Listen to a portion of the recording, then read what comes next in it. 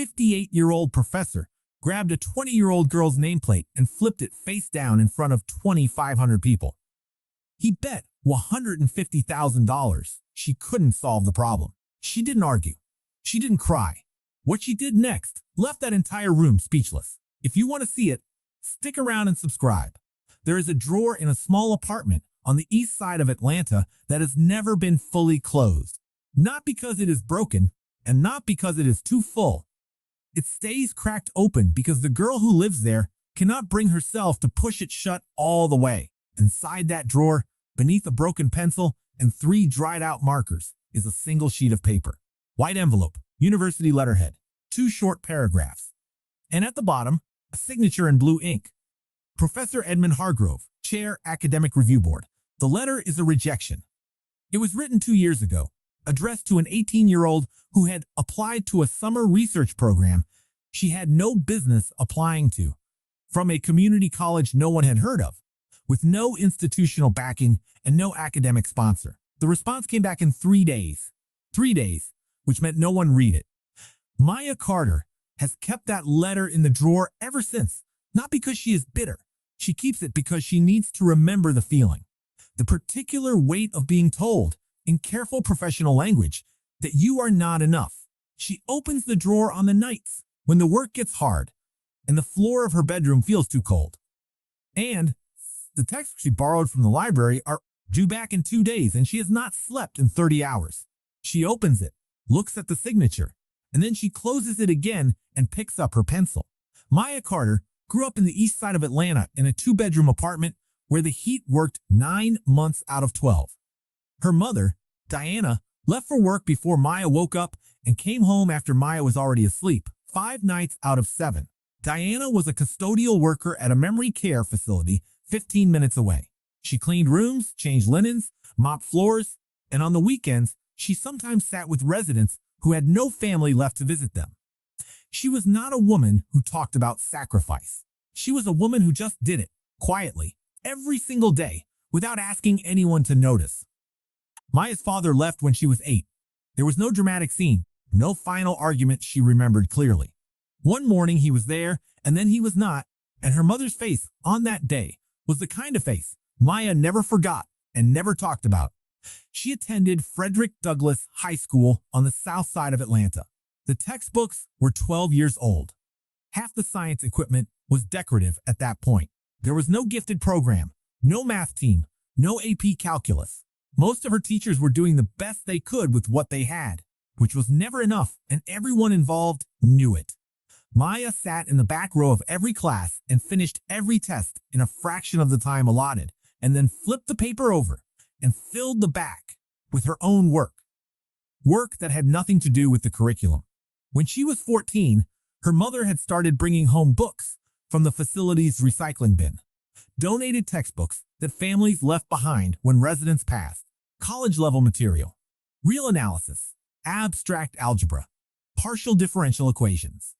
Maya taught herself from those books on the floor of her bedroom, and by the time she was 18, she had quietly, without anyone's permission or acknowledgement, worked through the equivalent of an entire graduate mathematics curriculum. She was now 20 years old, a second-year student at Westside Community College, and she worked the evening shift at a convenience store 3 nights a week. She was not someone anyone in the mathematics world knew existed. That was about to change. Dr. Renee Brooks was 30 years old, and she had learned a long time ago to recognize the kind of work that does not belong in the room it is found in. She had once produced that kind of work herself. When she was 24, she had been accepted into a doctoral program at one of the 5 best mathematics departments in the country, a fact that had felt, for about 6 weeks, like proof that the world was capable of being fair. Then her thesis advisor had taken 2 of her core results, the ones she had spent 8 months developing, folded them into a paper he co-authored with a male graduate student, and listed her name 3rd, below a person who had contributed a literature review and a bibliography. When she raised the issue, she was told that attribution in collaborative work was complicated, and that the important thing was to focus on her own development going forward. She left the program that semester. She moved back to Atlanta and took a job at Westside Community College, where she taught 30 students per section with materials that were 4 cycles out of date. She was making $32,000 a year. She did not regret the decision most days, but she carried it with her, the way you carry a stone in your shoe. Something you adjust around without ever fully forgetting it is there. The afternoon, she looked over Maya Carter's shoulder during a midterm exam and saw what was written on the back of the test paper. Renee stood completely still for almost a minute. She did not fully understand what she was looking at. That was the part that told her everything she needed to know. She was a trained mathematician with a graduate-level foundation, and this student had produced something she needed to sit down and think through carefully. She did her research that night.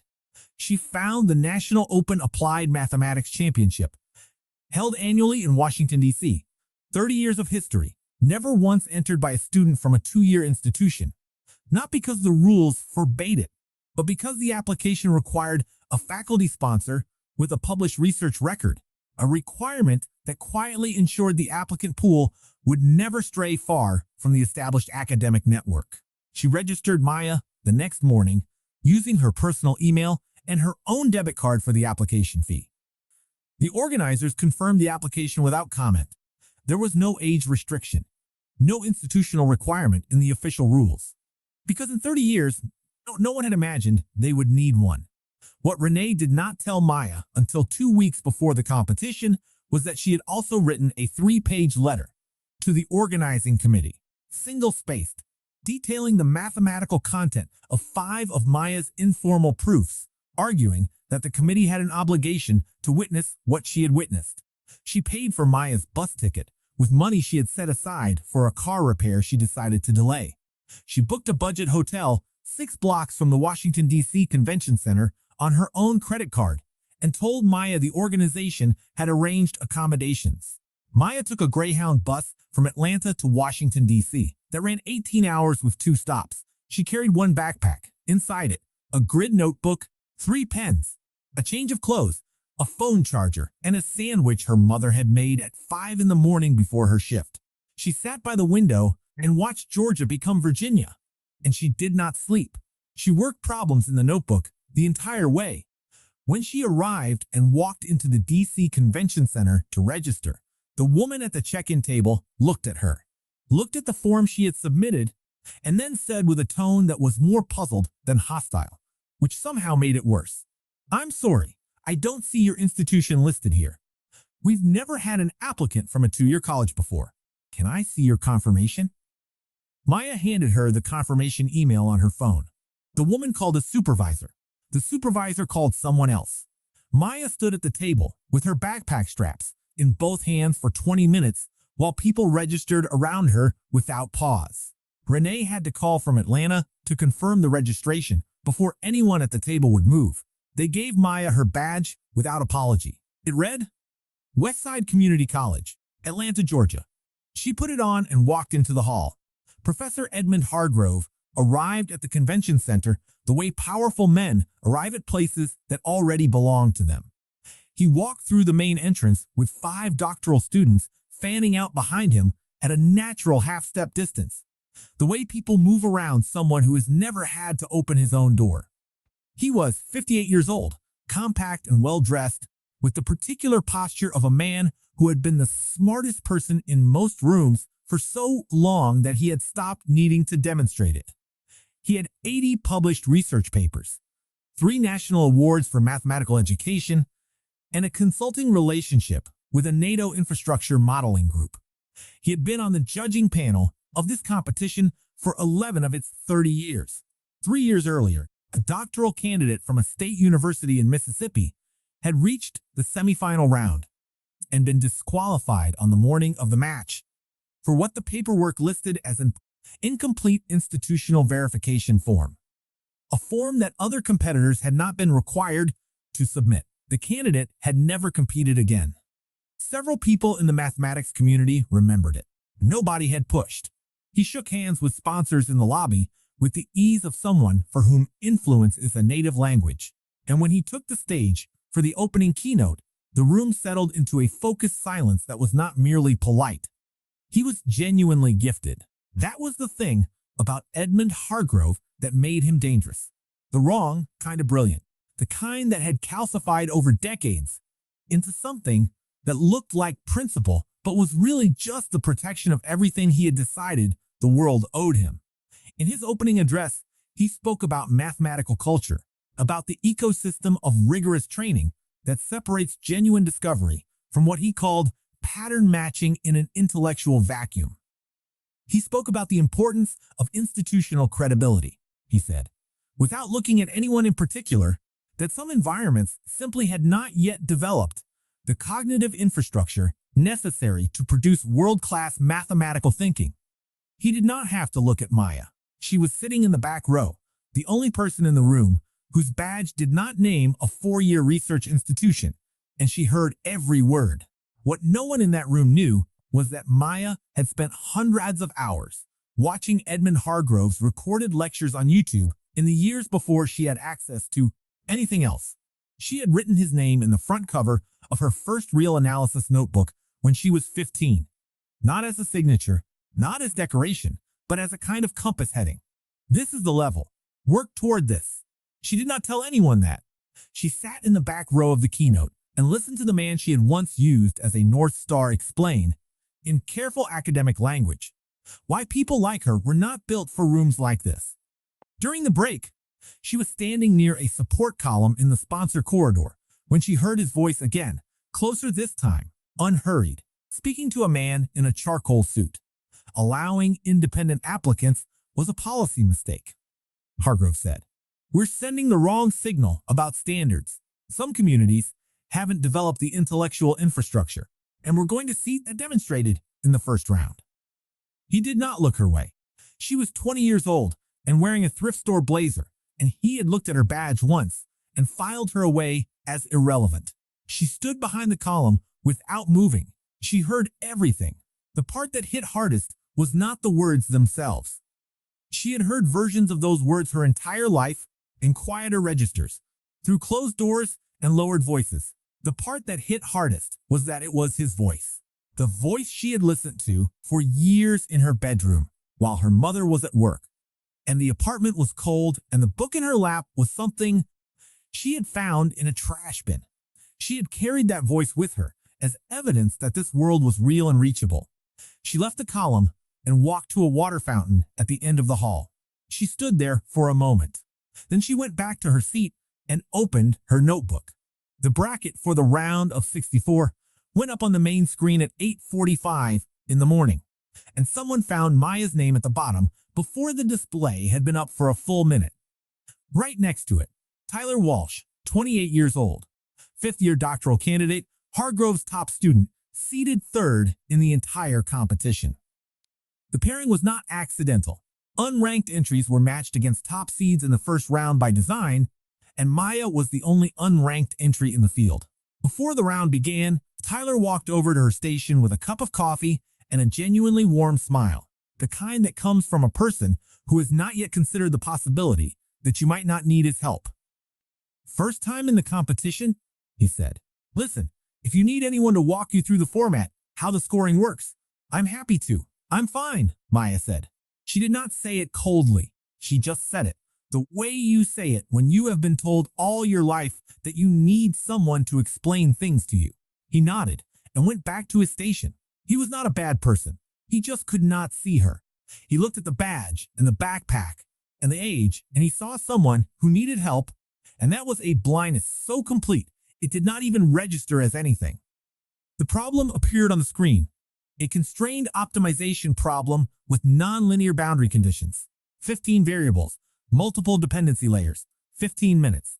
Tyler's marker hit the whiteboard immediately. He was using a Lagrangian approach, textbook clean, exactly as trained, his hand moving with the fluency of someone who had solved this class of problem 500 times. Maya did not move. 10 seconds. 20. She stood at her board with the marker in her hand and her eyes fixed on the projection. In the front rows, someone leaned over to a neighbor. She's already freezing. At the judging table, Hargrove watched her stillness with the particular satisfaction of a man who has made a prediction he expects to see confirmed. What he could not see because stillness looks the same from the outside, whether it is fear or focus, was that Maya was already inside the problem. She had seen something in the first 8 seconds that none of the formally trained competitors would have seen at all. A hidden geometric symmetry inside the constraint space. The 15 variables were not independent. Under a coordinate transformation, they collapsed into 5. She began writing, not slowly, not carefully. She wrote with a continuous, even speed that looked almost mechanical, line after line with no correction, no hesitation, no pause. When she finished and set the marker down, 8 minutes and 12 seconds had elapsed. Tyler Walsh was still working. Her board held 5 lines and a circled answer. His held 3/4 of a whiteboard. The crowd noticed. The cameras noticed. The side-by-side display on the main screen made the difference visible to every one of the 2,500 people in that hall. Then something happened that made the room go completely quiet. Maya raised her hand during the judging review. She spoke in a voice that was soft enough that the front rows had to lean forward. Third constraint. Second line. The inequality flips when you divide by a negative coefficient. The feasible region shifts. His optimal point is outside it.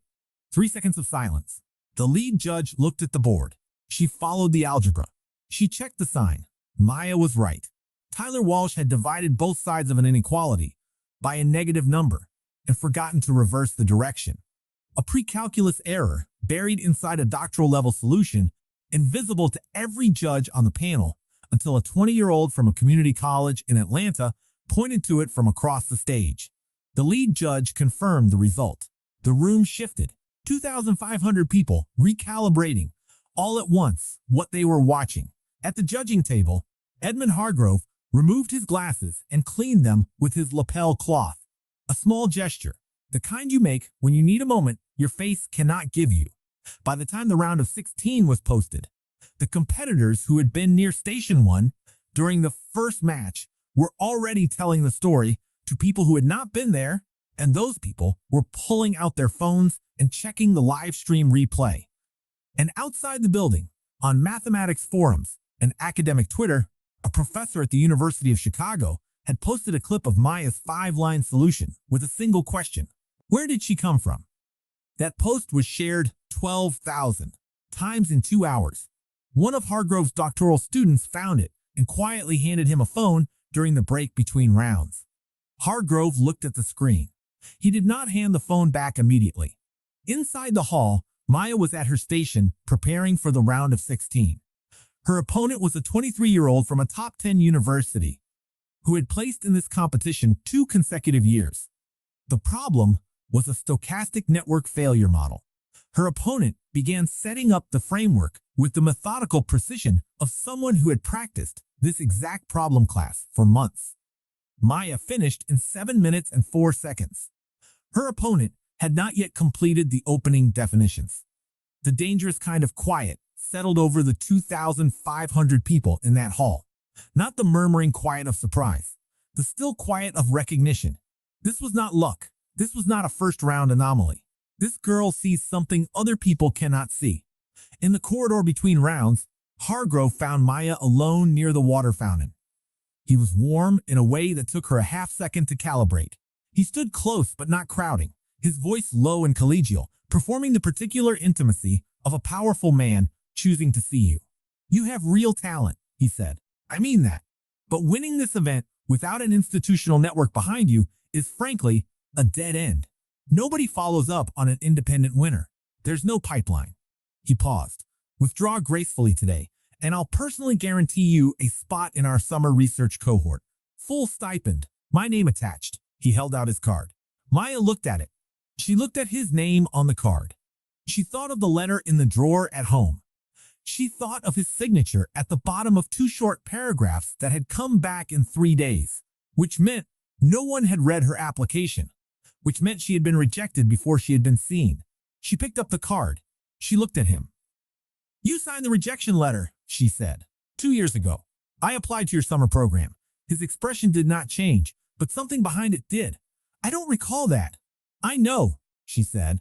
She set the card down on the ledge of the water fountain. She walked back toward the competition floor. The quarterfinal opponent was a second-year doctoral candidate from an Ivy League program. Mid-round, the opponent made a sign error in a boundary condition. Maya did not raise her hand. She did not speak. She wrote the corrected version on her own board, drew a small arrow to the relevant step, and continued solving. The camera caught it. The judges caught it. She advanced. By the time the semifinal bracket was posted, there was a crowd of people outside the hall watching the live stream on their phones because they could not get seats inside. That night, Hargrove hosted a dinner at a restaurant 4 blocks from the convention center. The tablecloths were white linen. The guest list included 2 competition sponsors, a senior judge, and a member of the Academic Oversight Board. Nobody mentioned Maya Carter by name. Hargrove spoke instead about institutional credibility, about the reputational risk of elevating what he called unvetted talent without academic scaffolding, about the message it would send to the established universities that funded this competition if the championship went to someone with no formal research record. "What does it tell our partners?" he said, folding his napkin. "That rigor is optional? That 3 decades of standards can be dismissed by a notebook and a clever trick?" He did not need to say her name. By the second course, the shape of the next morning's problem set had been discussed. By dessert, a decision had been made. 8 blocks from that restaurant, in a room on the basement level of a budget hotel, Maya Carter was sitting on the edge of her bed with a ballpoint pen and the hotel notepad, working through practice problems. The room smelled like old carpet, and the noise of the freight elevator hummed through the wall every 20 minutes. She had arrived at 10 o'clock to find that the reservation was listed under Dr. Renee Brooks, and the front desk refused to hand over the key to anyone who was not the card holder, citing hotel policy.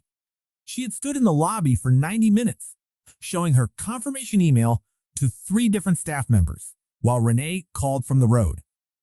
Renee had left Atlanta that afternoon in her car, the one with the repair she had decided to delay.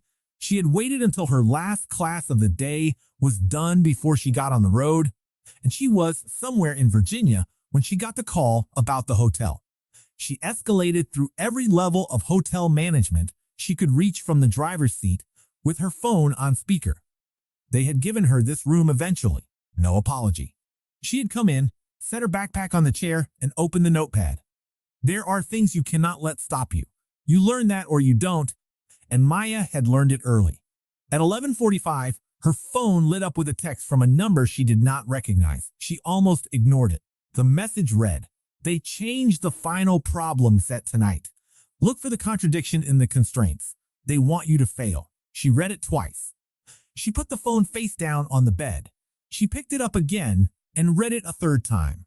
She did not know that the number belonged to Jason Cole, 27 years old, Hargrove's second doctoral student, the one who had been told 3 days ago that he would be Maya's opponent in the final round, who had sat in that briefing and nodded, and then spent 3 days drafting and deleting messages he never sent, waiting for the conviction to hold long enough to press send, afraid of what Hargrove would do if the message was ever traced back to him, and afraid of himself if he stayed silent one more night.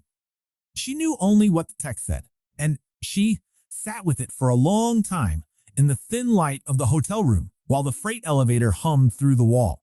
Then she picked up the pen and kept working. At 12:16, she called her mother. Diana picked up on the second ring. She sounded tired in the way she always sounded tired, which was not a complaint, just a fact of how she carried the weight of her days. "You eating?" Diana said. "Yes, ma'am." "You solving?" "Yes, ma'am." "Good." 20 seconds. That was the whole call. 20 seconds between a woman who mopped floors at a memory care facility and her daughter sitting in a basement hotel room in Washington, D.C., the night before the most important morning of her life. 20 seconds that contained everything. The morning of the final, Maya arrived at the convention center at 7:15 and found 3 things waiting for her. The first was confirmation from Dr. Sandra Okafor, the competition chair, that the final problem set had been updated overnight by the judging panel. "Standard procedure," Okafor said. The second was the bracket, which showed Jason Cole as her opponent, not the winner of the other semifinal. Jason Cole, Hargrove's student, inserted from outside the natural bracket progression. The official note attached to the bracket listed a medical withdrawal by the semifinal winner, confirmed by a form bearing 3 signatures, one of which belonged to Hargrove in his capacity as senior judging panel advisor. The form had been filed at 6:42 that morning. Maya had no way to verify it. She filed the observation in the back of her mind and said nothing. The third thing she found was that her nameplate at the competitor's station had been moved to the side of the desk, angled away from the main camera. She straightened it herself. She put both palms flat on the desk and stood there looking at the screen setup and the empty judging table and the 2,500 seats that were already filling. She had ridden 18 hours on a bus from Atlanta with a backpack and a sandwich her mother made at 5 in the morning. She had been turned away at registration. She had been told she had the wrong venue. She had stood in a hotel lobby for 90 minutes with a confirmation email nobody wanted to read. She had been offered a seat at a table that required her to fold herself to something smaller than she was, and she had declined, and she was still here, the hall filled. The cameras went live. Dr. Okafor took her place at the head of the judging table. The other judges filed in, and then Edmund Hargrove walked to the microphone before the session was officially called to order, and the room settled simply because he had picked it up. And he turned and looked at Maya Carter the way you look at something that is in the wrong place. "Get this young woman off my stage right now." His voice was not raised. It was worse than raised. It was controlled and deliberate, the voice of a man who has never needed volume. "You think this is a joke? A 20-year-old girl from a community college that nobody in this room has ever heard of? You don't belong here. You never did. And I think somewhere you know that." He turned to face the crowd, 2,500 people in dead silence. "I will bet $150,000 that she cannot solve that problem." He reached across the desk, lifted her nameplate, and turned it face down. He pressed his palm flat against it. The sound it made was very small and very loud at the same time. A woman in the 5th row covered her mouth. A man near the back looked at the floor. Nobody stood up. That is how authority works. When the most powerful person in the room decides to do something, the room tends to let him. What happened next, nobody expected. Maya looked at the overturned nameplate for a moment. Then she opened her backpack, took out a pen and the hotel notepad she had brought with her, tore off a clean sheet, and wrote her own name in block capitals, Maya Carter. She placed it on the desk, directly beside the overturned nameplate. She did not say anything. She did not look at Hargrove. She looked at the camera. For approximately 4 seconds, 2,500 people looked at a 20-year-old woman who had just decided, very quietly, that her name was not his to erase. The silence broke from an unexpected place. A man in the sponsor section, 45 years old, Marcus Webb, founder of a technology investment firm, stood up. "I'll cover that $150,000, he said, loud enough for the nearest microphone to catch it." On her side, another person stood, 50,000 more. Hargrove stood at the microphone and watched his bet become a statement being made against him, and something shifted in the architecture of his expression, something so small that only the people in the first 3 rows could see it. The problem appeared on the screen in 2 parts, projected side by side at a scale that made every line readable from the back of the hall. Part A was an abstract algebraic topology proof, difficult, technical, solvable by any competent finalist with the right training. This was Hargrove's home territory, and Jason Cole had been prepared on exactly this class of problem for 3 years. Part B was framed as an applied optimization challenge. Real-world constraints, multiple variables. The kind of problem that had looked like Maya's natural domain all tournament long. She looked at it for 4 seconds before beginning Part A. Those 4 seconds told her something was wrong. She did Part A mechanically. Correct, complete, unremarkable. Her hand moved without the elegance that had defined every previous round, because her mind was somewhere else entirely. She turned to Part B and began working. Her hand moved steadily for about 50 seconds. Then it stopped. She stared at constraint 3. She stared at constraint 5. She did not move. She had found it. The 2 constraints pulled in directly opposing directions. Under the given parameters, they could not coexist. The feasible region was empty. The problem as written had no solution. In the middle of this recognition, something else arrived. Constraint 5 had a particular structure, a specific asymmetry in the bound definition that she recognized immediately as deliberate. Not a careless error, but a surgically placed one. The kind that looks correct at first glance and only reveals itself when you check the boundary behavior under the full constraint set. She had seen this class of error constructed before in a graduate-level problem set she had worked through alone 2 years ago.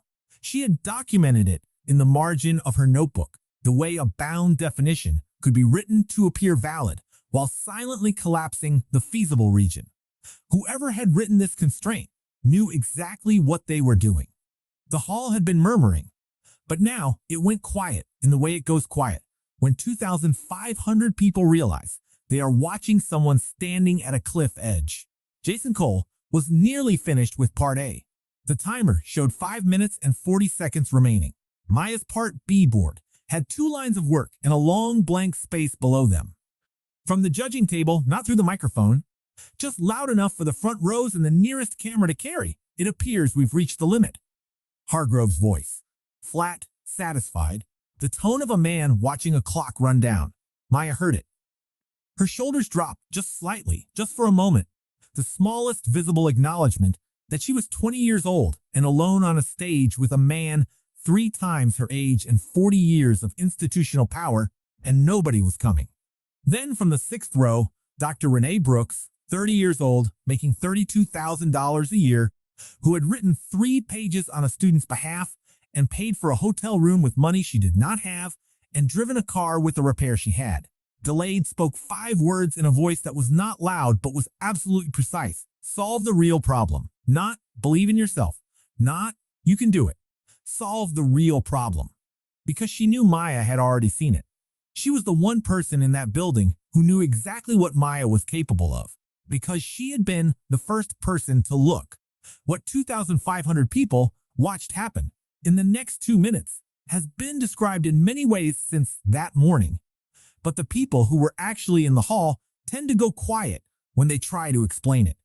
Because the language keeps coming out smaller than the thing itself.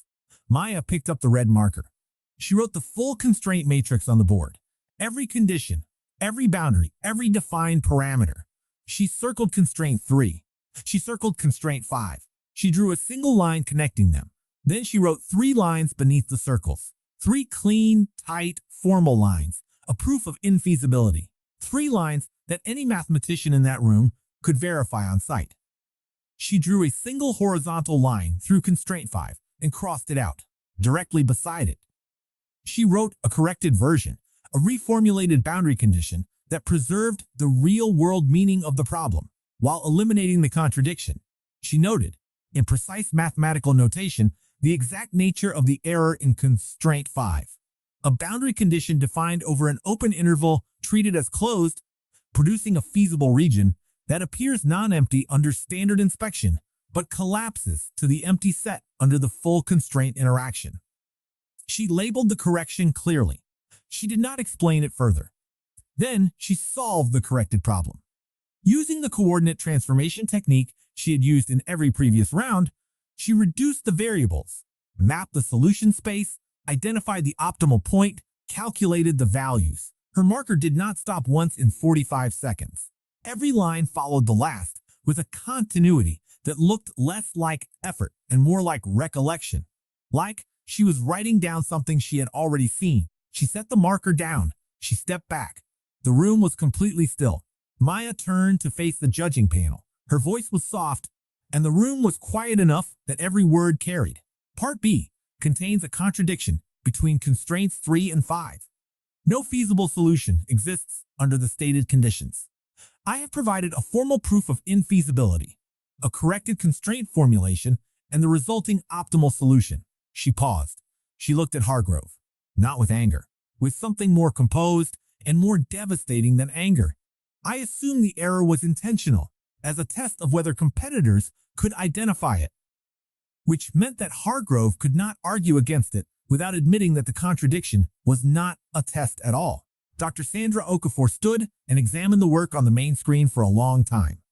The hall waited. She reviewed the proof of infeasibility, the reformulated constraint, the solution. She turned to the judging panel. The proof is valid, she said. The reformulation is mathematically sound. The optimal solution is unique and correct. Miss Carter has not only solved the intended challenge, she has improved the problem. The vote moved down the table. Valid, valid, valid, valid. Each judge in turn. The Integrity Board had chosen not to act before the session concluded. Their jurisdiction covered governance violations, not individual scores, and removing a judge mid-vote would have put the entire result in procedural jeopardy. They would act after. Then it reached the end of the table. Edmund Hargrove put his glasses on. He looked at the screen. He looked at Maya's board, at the 5 lines of Part A, and the proof and the correction, and the 45 seconds of continuous work in Part B. He looked at the boundary condition notation at the bottom. Precise, formal, irrefutable, the exact class of error laid open in mathematical language clear enough that any person in that room could follow it. He recognized the structure for what it was, the kind of error that hides in plain sight, that a room of experts can miss entirely. He had never expected to see it named. His hand, when he raised it slightly to adjust his glasses, trembled just enough that the people in the first 2 rows could see it. The solution is correct, he said. The reformulation is valid. 6 words. A pause between the first sentence and the second that lasted long enough to hold everything he had built and everything he had decided about the world and everyone he had decided did not belong in it. Dr. Okafor did not immediately proceed to the award. She returned to the microphone and waited for the applause to settle. Then she reached for a document that had been placed in front of her earlier that morning. The Competition Integrity Board had begun its review the previous evening when a formal complaint was filed by 2 members of the judging panel who had been present at Hargrove's dinner and who had decided before dessert was served that they would not remain silent about what they had agreed to.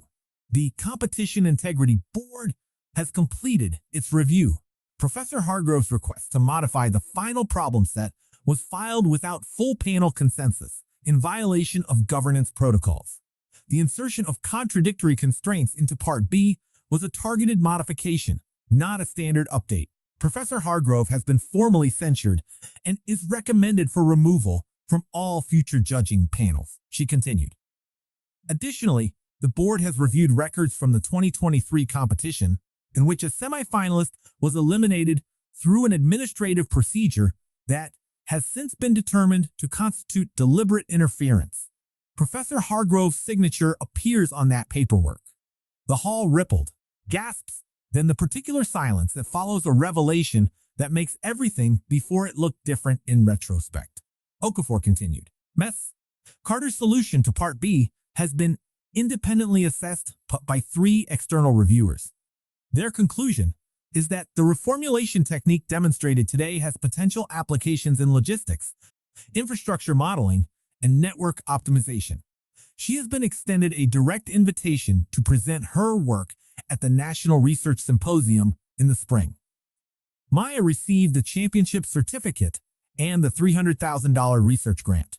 Marcus Webb, and the second donor, fulfilled their commitments on the floor of the hall before the session closed. Hargrove's portion of the bet was processed through the competition's escrow account by end of day. She walked to the microphone. The hall was standing. Her voice shook, the smallest amount, because she was 20 years old, and 2,500 people were looking at her, and she was not yet used to it. I want to thank my mother, Diana Carter, who's watching from home. She never explained mathematics to me. She never had to. She showed me every day what it looks like to do the work, even when nobody is watching, and nobody is recording it, and nobody is going to give you an award for it. I learned that from her. She paused. She reached into her jacket pocket. She unfolded a piece of paper, white, creased, university letterhead. She looked at it. She read the first line aloud. We regret to inform you that your application does not meet the academic standards required. She refolded it. I kept this for 2 years, she said, not because I was angry, because I needed to remember how it felt to be told I was not enough, so that every night when I opened my notebook, I had a reason. She put the letter back in her pocket. To anyone watching who has ever been handed a letter like this one, find the work that makes you undeniable. Then show up and do it. She stepped back. No fist pump. No victory speech beyond what needed to be said, just a small nod. At the edge of the stage, Tyler Walsh was standing. He was the first person in Hargrove's circle to start clapping, slowly at first, then with both hands and real conviction. He caught her eye when she turned to leave, and he said, "I want to be the first to donate to whatever you do next." It was not a grand gesture. It was a man making a small choice to be on the right side of something, while he still had the chance to make it. Jason Cole had already left the building. He had not competed past Part A. He had submitted a formal statement to the Integrity Board that morning before the session began, documenting everything he knew. Nobody announced it. It was simply noted in the record. Maya Carter walked off that stage with a championship certificate in one hand and a cracked screen phone in the other. She was calling her mother. For the first time in this story, she smiled. Behind her, on the main screen, her name glowed in white light above the row of judges. Above the empty chair where Hargrove had been sitting, above everything, Maya Carter. Nobody turned it over this time. In the weeks that followed, Dr. Priya Nair, the historian of mathematics who had served on the judging panel, published a short essay that circulated widely in academic circles. In it, she noted that the geometric constraint transformation technique Maya had used throughout the competition had been independently developed in 1963 by Dr. Evelyn Morse, an African-American mathematician whose published work had been systematically overlooked by the mainstream mathematical community. Nair wrote that Maya's independent rediscovery of the same method was not a diminishment of her achievement, but a clarification of what the discipline had lost and kept losing. The essay was later cited in 3 separate papers on equity in mathematical research. If this story hit you the way it hit me, drop a like and subscribe so you never miss one. And tell me in the comments which moment got you the most and where in the world you are watching this from right now. Nobody hand you a seat at the table when they never build one for you. You have to work in any way. Set down your notebook and do the work so well that the room has no choice but to witness it. Maya Carter did not win because the sitting was fair. She won because she refused to let an unfair sitting be the last word on what she was capable of. There will be people in your life who look at where you come from and decide, before you ever open your mouth, what you are worth. They will sign rejection letter without reading your application. They will flip your name place face down in front of a crowd. They will change the rule the night before, move the whiteboard, shake the room against you. And here is the truth that nobody put on a motivational, but none of that stop being painful. It's hurt every time, but pain is not the same as defeat. Defeat is a choice.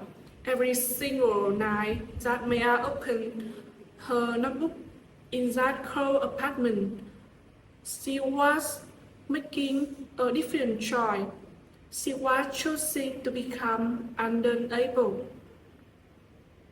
So whatever drawer you have been keeping your rejection letter in, whatever a boy had told you that you do not belong in the room you are standing in, here is do your work, so up solve the real problem.